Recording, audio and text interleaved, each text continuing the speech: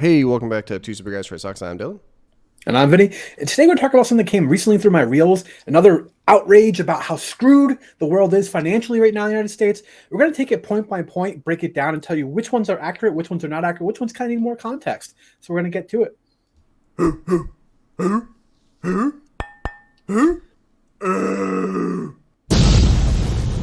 Two Super Guys Trade Stocks.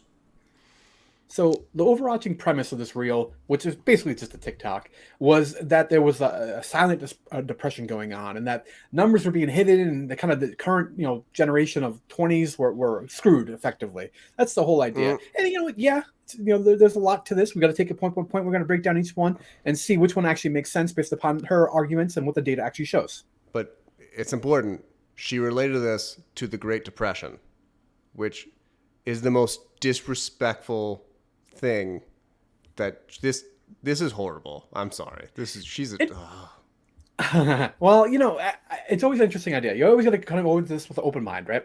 So one of her points here is that an average individual American had an income in 1930 of $4,887. Okay.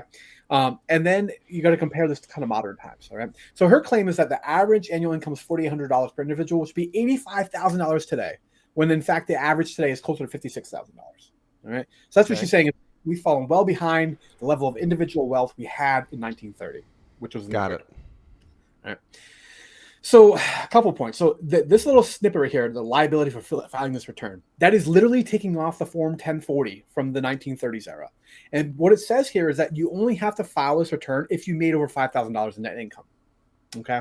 So Perfect. the number is greatly skewed because the only people that had to file income tax returns at the time, which is where her number came from, were those making more than $5,000 in gross income. Right? Got it. Meaning if you made like a much lower thing, it's not recorded. So that number's complete bullshit is what you're trying to say. Yeah. It was just literally a number that was the average just upon a certain segment of the population that actually filed returns. This actual table here, I forget my sources. I want to say Bureau of Labor Statistics, which is a government agency. And they were saying the average for all industries in 1930 was about $1,388 per year in actual income. All right. So very different number from the almost $5,000 she was quoting. Mm-hmm. Mm-hmm. If you adjust that, this is using this inflation calculator here from January 1930 for $1,388 individual income to today. It's the same buying power as almost $25,000. So the average American is earning significantly more than they would based upon a cost-adjusted, or inflation-adjusted income from 1930. So this point is just complete bullshit. Yeah, the problem with that is you read the comments on this, and no one is saying that. Everyone's just like, "Oh yeah, no, this is the worst time ever." It's all like kind of my generation and Gen Z, right? It's millennials and Gen Z that are like complaining a lot, and they have the nerve to say that this was as bad as the Great Depression. Just idiots. This is not accurate. It's darn close. Financial life is an interesting thing. It's definitely a wheel. It definitely feels like you're never doing enough. It's interesting. I can get into psychology of money a little bit later on. That's a separate thing that I find kind of fascinating. But another claim that she made here was that the average price per gallon of gas was 10 cents at the time. Okay. Yeah. I mean, we're going to look at that, whether or not that's true and whether or not what that would be inflated to today. That's $1.73, right? I'm sure you wish you were paying $1.73 per gallon of gas. I have an electric car now, so 0%. Yeah, it's okay. For me, locally, I just drove past the gas station on the way home today. It was $3.29. All right, and I'm very lucky that actually gas prices are pretty good compared. Okay, if it makes you feel better in Arizona, that's $4.99 on the corner for me. Yeah, I completely believe it. So in reality, I forget exactly what the source was on this one here, but this is another kind of metric as far as gas prices go. This was put out a couple years ago, but 1930 they had 20 cents, so double what she said. And if we inflation adjust that, it's 358. And I told you mine is locally 329 right now. So inflation adjusted, gasoline is actually cheaper right now locally for me than it was based upon in 1930. Yeah. Also, it's borderline disrespectful to just take one number, right? Because like you look at California gas, then you look at like, I don't know, Ohio. They're very different. They're incredibly different numbers. So I don't know. Yeah. So I mean, interesting, but like doesn't really hold up to actually Mm-mm. basic research here. Her 10 cent was from a Newsweek article. I can't remember the source on this one, but this is not a Newsweek article. This was actual government data, I want to say. So Yeah. Yeah. better source, and it's false. Great. So this one is another claim here. Average price of a new car in 1930 was 860, or if inflation adjusted, about 15 grand today. Right? Wouldn't you love to pay 15 grand for a brand new car, nice and shiny, smells like rotting plastic? I gotta be honest. I think my car was like 27, and I don't have to pay for gas. I was pretty stoked about Well, that. but that's double, Dylan. That would be double what they cost back in 1930. Something tells me that may not be accurate, though. So it's hard to say. I couldn't find CPI data for vehicles that went back before 1952. So I couldn't get good data back in all the way back to 1930, like you talked about. There are other sources out there that had numbers all over the park. Sorry, for the price of vehicles at the time.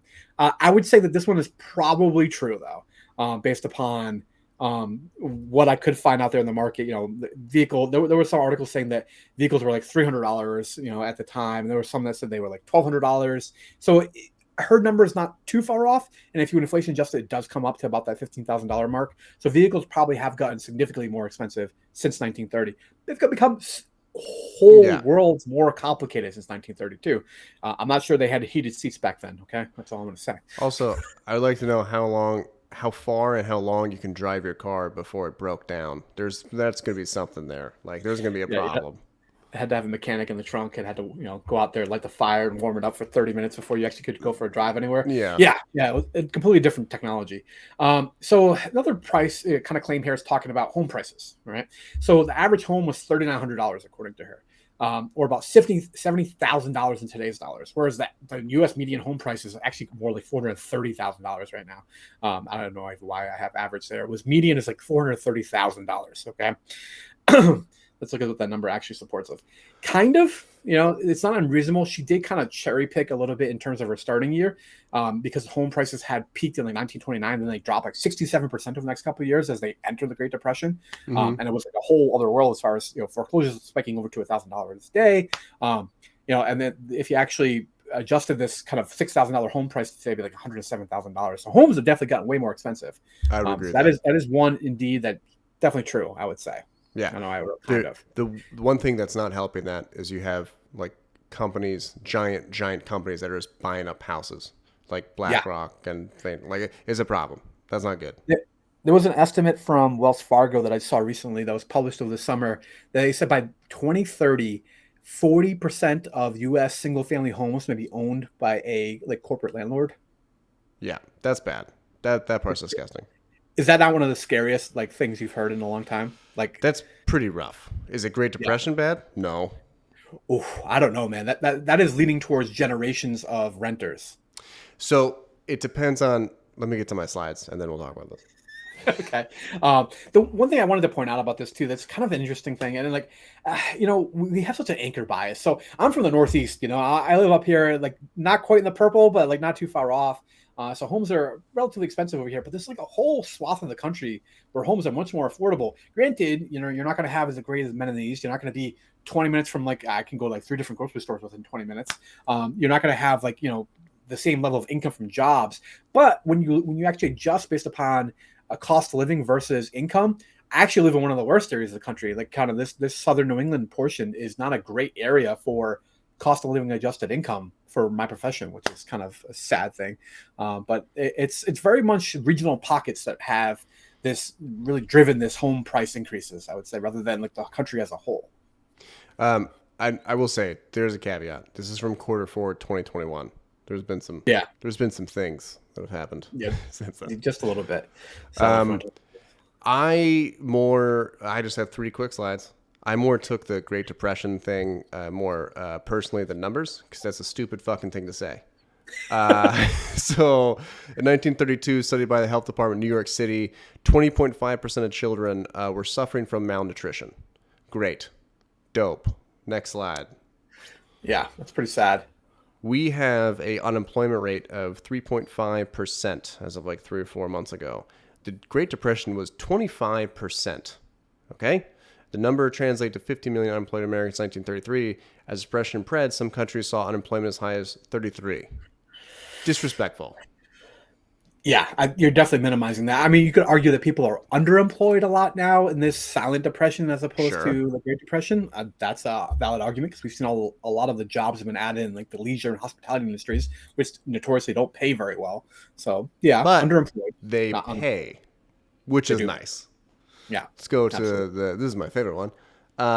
In the Great Depression, schools, we didn't have the same like government subsidies of everything, right? Where like everyone goes to their public school and there's food for I don't remember the stamps back then. I can't remember, but schools were a luxury for middle to lower class. Okay, child labor laws were entirely different. Some hospitals just completely closed due to non-payment. We didn't have the same insurance policies back then. Imagine there's just no hospital over here anymore. Okay, we don't have that at Yeah, all. It's not even remotely the same. Okay, if there was people literally selling their children to farmers for cheap labor, and so then that they could just feed the kids because they couldn't feed the kids. At no point is that happening. There's some other yeah, really shitty things of selling kids into prostitution, which is very dark. We're not going to go there. that's But horrible. yeah, I know. Like the fact that this was related to the Great Depression, in my opinion, is fucking disrespectful. Like it's not Yeah, even close. Like yeah. it's not good. Don't get me wrong. Yeah, you're minimizing the absolute devastation and trauma that everyone who lived during that time period suffered. Yeah. Yes, I People would were say wearing that. potato sacks as clothes. Let's be Yeah, real here.